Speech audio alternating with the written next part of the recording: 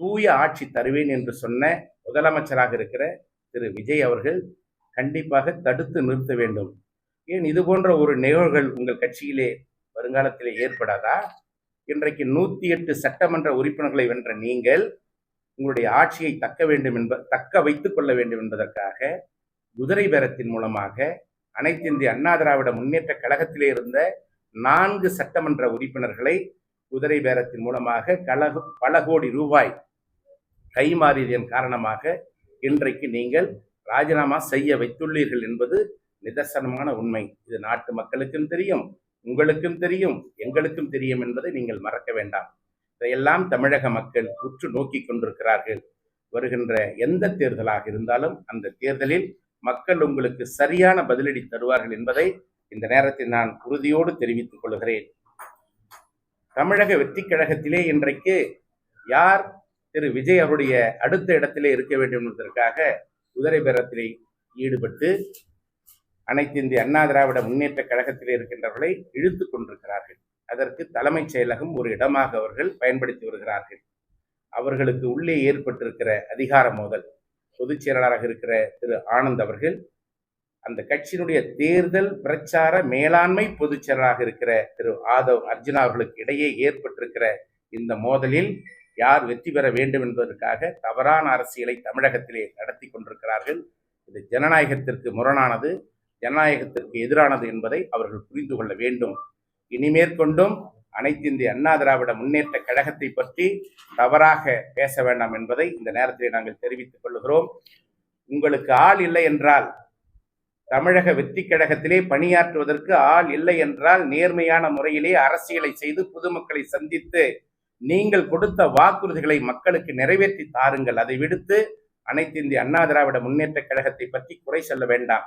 இந்த இயக்கத்திலே சில உதிர்ந்த ரோமங்கள் சென்று கொண்டிருக்கிறது. ஆனால் இந்த இயக்கம் புரட்சித் தலைவர் எம்ஜிஆர் அவர்களால் தொண்டர்களுக்காக உருவாக்கப்பட்ட இயக்கம். ஒரு காலத்திலே ஒரு சாதாரண தொண்டன், அனைத்து இந்திய அண்ணா திராவிட முன்னேற்ற கழகத்தினுடைய தொண்டன் இறந்து விட்டான் என்பதற்காக அன்றைக்கு கட்சியினுடைய தலைவர் முதலமைச்சர் இதய தெய்வம் புரட்சித் தலைவர் எம்ஜிஆர் அவர்கள் ஒரு கருத்தை சொன்னார்கள்.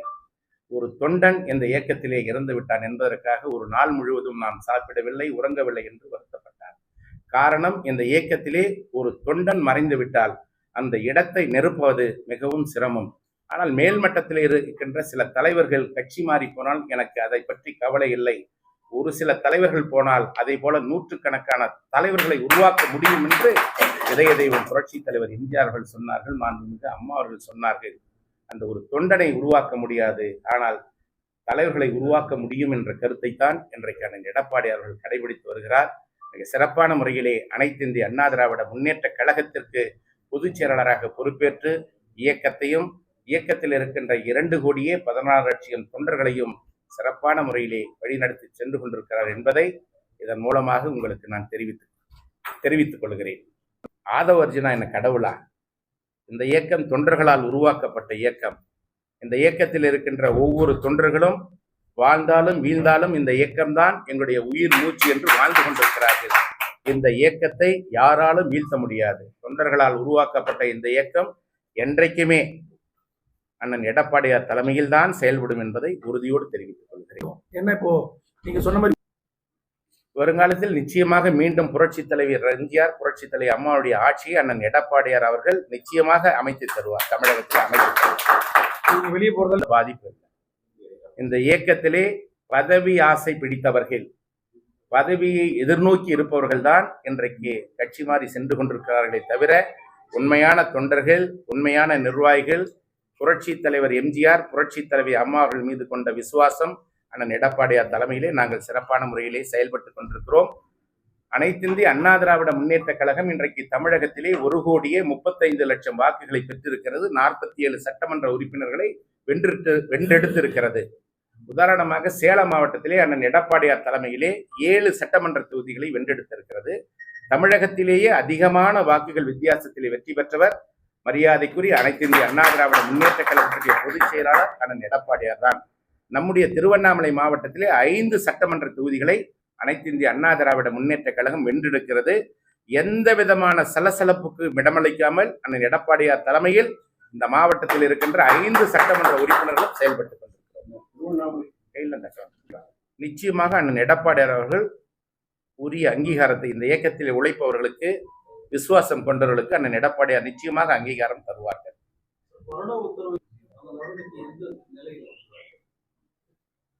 அனைத்து இந்திய அண்ணா திராவிட முன்னேற்ற கழகத்திலே இருந்து சிறு கருத்து வேறுபாடுகள் மூலமாக சென்றவர்கள் அனைவரும் மீண்டும் அண்ணன் எடப்பாடியார் தலைமையை ஏற்று ஒன்றுபட்டு இணைந்திருக்கிறார்கள்.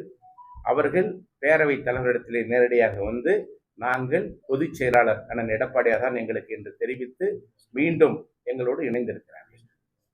பிரிந்து போன சட்டமன்ற உறுப்பினர்கள் மீண்டும் ஜாயின் பண்ணா அதே பதவி கொடுப்பீங்களா? அது பொதுச் செயலாளர் முடிவு செய்யும். சி வி சண்முகம் ஒரு மூத்த அரசியல்வாதி. அவருடைய தந்தையார் திரு வேணுகோபால் அவர்கள் ஏற்கனவே வந்தவாசி நாடாளுமன்றத்துடைய உறுப்பினராக இருந்தவர். இந்த இயக்கத்தினுடைய ஆரம்ப காலத்திலிருந்து அவர் தந்தையார் இருக்கிறார். நாங்கள் அவரை மதிக்கிறோம். இது பற்றி அவரிடத்திலே தான் கேட்க வேண்டும். தவறு செய்ய மாட்டார் என்று நினைக்கின்றோம். தாவைக்கு ஆட்சி 6 மாதங்களை கடந்து செல்லாது அப்படின்னு சொல்லி திமுக அது அவருடைய கட்சியினுடைய பொதுச் செயலாளர் மாண்புமிகு அண்ணன் எடப்பாடியார் முடிவு செய்ய வேண்டிய ஒரு முடிவு. வருகின்றவர்களை இயக்கத்திலே அவர்கள் சேர்க்கிறார்கள். அதில் பேசுகின்ற பொழுது கட்சியினுடைய பொதுச் செயலாளராக இருக்கிற திரு ஆனந்த் அவர்கள் பல்வேறு இயக்கங்களிலிருந்து முன்னாள் அமைச்சர்கள் வருகிறார்கள், முன்னாள் நாடாளுமன்ற சட்டமன்ற உறுப்பினர்கள் வருகிறார்கள், பல்வேறு இயக்கங்களில் இருந்து நிர்வாகிகள் வருகிறார்கள் என்று சொல்லிவிட்டு ஏற்கனவே இந்த இயக்கத்திலே பணியாற்றி கொண்டிருக்கின்ற நிர்வாகிகள் யாரும் பயப்பட வேண்டாம், உங்களுக்கு எந்த விதமான பாதிப்பும் வந்துவிடாது என்று இந்த இயக்கத்தில் இருக்கின்றவர்கள் வெளியேறி விடுவார்கள் என்ற சந்தேகத்தின் அடிப்படையிலே அவர்களை தடுத்து நிறுத்துவதற்காக இந்த கருத்துக்களை அவர் தெரிவித்திருக்கிறார். மாற்றுக் கட்சியிலே இருந்து வருகிறவர்களை சேர்க்கின்ற பொழுது தன்னுடைய கட்சியில் இருக்கின்றவர்கள் வெளியேறிவிடக் கூடாது என்பதற்காக இந்த கருத்தை சொல்லியிருக்கிறார் என்பதை உங்கள் மத்தியிலே நான் பதிவு செய்ய விரும்புகிறேன். கடந்த 15 நாட்களில் தமிழகத்திலே ஏற்பட்டிருக்கின்ற இவர்கள் ஆட்சி அமைந்ததற்கு பின்னாலே ஏறக்குறைய 20க்கும் மேற்பட்ட பாலியல் வன்கொடுமைகள் நடந்திருக்கிறது. 20க்கும் மேற்பட்ட கொலைகள் தமிழகத்திலே நடைபெற்றுக் கொண்டிருக்கிறது. எங்கு பார்த்தாலும் கொலை, கொள்ளை, வழிப்பறி, கஞ்சா விற்பனை போன்ற பல்வேறு சமூக விரோத செயல்கள் தொடர்ந்து தமிழகத்திலே நடைபெற்றுக் கொண்டிருக்கிறது. சட்டம் ஒழுங்கு சரியான முறையிலே இல்லை. குன்னம் பகுதியிலே கூட பொதுமக்கள் விடுதலை சிறுத்தைகளுக்கும் திராவிட முன்னேற்ற கழகத்திற்கும் ஏற்பட்ட மோதல் காரணமாக அங்கே பொதுமக்கள் பாதிக்கப்பட்டிருக்கிறார்கள் என்ற செய்திகள் எல்லாம் ஊடகத்திலேயும் பத்திரிகையிலேயும் வெளிவந்து கொண்டிருக்கிறது. எனவே இந்த அரசு அண்ணன் எடப்பாடியார் அவர்கள் சொன்ன கருத்துகளின் அடிப்படையில் பொதுமக்களுக்கு சேவை செய்கின்ற மனப்பான்மையோடு நடந்து கொள்ள வேண்டுமே தவிர, மாண்புமிகு அம்மா அவர்கள் தமிழகத்திலே லாட்டரி சீட்டை விற்பனை செய்வதை தடுக்க வேண்டும் என்று அன்றைக்கு ஆட்சியில் இருந்து கொண்டு வந்தார்கள். தமிழக மக்கள் பாதிக்க கூடாது என்பதற்காக தமிழகத்திலே லாட்டரி சீட்டு விற்பனையை தடை செய்தார்கள். இந்த லாட்டரி சீட்டு விற்பனையிலே யார் தமிழகத்திலே கொடிகட்டி பறந்தார்கள் என்பது உங்கள் அனைவருக்கும் நன்றாக தெரியும். இன்றைக்கு அவர்கள்தான் அம்மா அவர்களை பழிவாங்க வேண்டும் என்று நினைத்துக் கொண்டு இந்த இயக்கத்தை அழிப்பதாக நினைத்துக் கொண்டிருக்கிறார்கள்.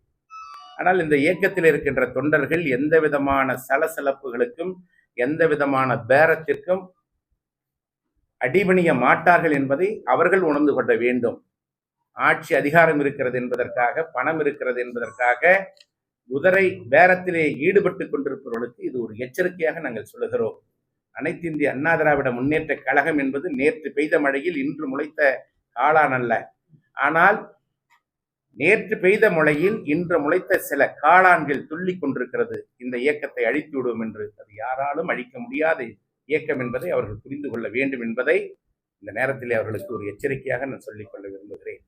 அரசு மக்களுக்கு சேவை செய்கின்ற ஒரு அரசாக செயல்பட வேண்டுமே தவிர, முதலமைச்சராக இருக்கின்ற திரு விஜய் அவர்களுக்கு தெரியாமல் கீழே இருக்கின்றவர்கள் பல்வேறு தவறுகளை செய்து கொண்டிருக்கிறார்கள்.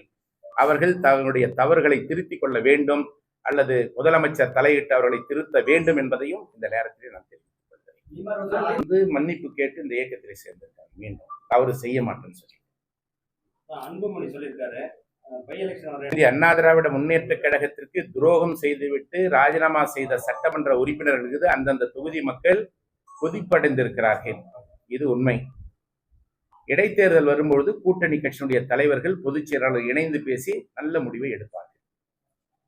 காங்கிரஸ் சார்பில் போட்டியிட்டது அப்ப அது அவங்க கிட்ட தான் கேட்கணும். எந்த அடிப்படையில் அவங்க சொன்னாங்கன்றது அவங்க கிட்ட தான் கேட்கணும். அடுத்த கட்ட அதிமுக செயல்பாடு எப்படி இருக்கும்? அதிமுகவுடைய செயல்பாடு சிறப்பா இருக்கும். எப்பயுமே நீங்க பாருங்க, அதிமுக ஒவ்வொரு தேர்தலை எப்பெல்லாம் தோல்வி அடைந்தா மறுபடியும் அது வீறு கொண்டு எழும். அந்த எழுச்சி நிச்சயமா அண்ணன் எடப்பாடியார் தலைமையில வீறு கொண்டு எழுந்து மீண்டும் ஆட்சி அமைப்போம். நாங்க எல்லாரும் தொண்டர்கள்ல இருந்து நிர்வாகிகள் இருந்து எல்லாம் ஒற்றுமையா இருக்கிறோம், சிறப்பா இருக்கிறோம். முன்னை விட வேகமா செயல்பட்டு இந்த ஆட்சியை மீண்டும் அதிமுக ஆட்சி மீண்டும் கொண்டு வருவான் அண்ணன் எடப்பாடியார் தலைமை. பொதுக்குழு எப்ப கொண்டாடி இருக்கீங்க? பொதுக்குழு சட்ட விதிகளுக்கு உட்பட்டு ஆண்டிற்கு ஒரு முறை டிசம்பர் மாதம் நடைபெறும். திருவான்மியூர் காட்டன் ஹவுஸ் இப்பொழுது OMR காரப்பாக்கத்தில் மே 29ஆம் தேதி பிரம்மாண்ட திறப்பு விழா.